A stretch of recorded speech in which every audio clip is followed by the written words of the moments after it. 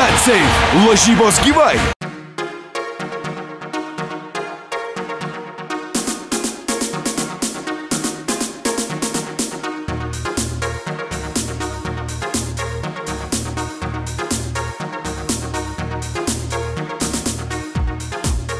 Iš tikrųjų, esam visko patenkinti, kelionė sklandžiai praėjo, atsiradom Vokietijoje, taip kad šiek tiek pailsėjom ir treniruotė, aišku, gal kiek, kad danga, vis tik tai daugumas treniruojasi ir žaidžia dabar sintetikoje, čia natūrali, šiek tiek adaptuotis laiko reikėjo, bet žaidėjai nori didelį norą, rodo aktyvus, taip kad labai teigiamai, pozityviai žiūri treniruotę.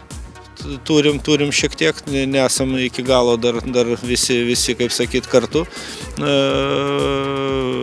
Palionis šiandien turi dar rungtynės, taip kad Linas Klimavičius vakar lošia, tai šiek tiek, aišku, trūko tų žmonių, bet tikiuosi, kad su laiku čia pasirodys jie ir ta prasme viskas kaip ir pozityviai ir tinkamai.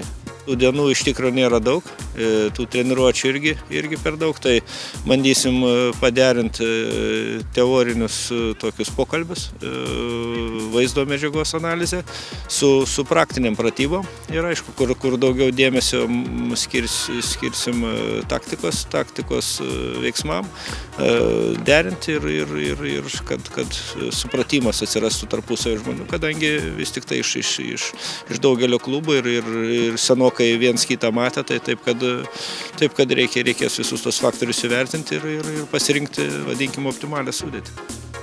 Gerai pajudėjom, po kelionės pažaidėm šiandien daug žaidybinių tokių pratimų, buvo tikrai įdomu, naujos, sakykime, emocijos. Mes visada to siekiam ir visada to norime, išeiname į kiekvienas rungtynės su noru laimėti, kovoti.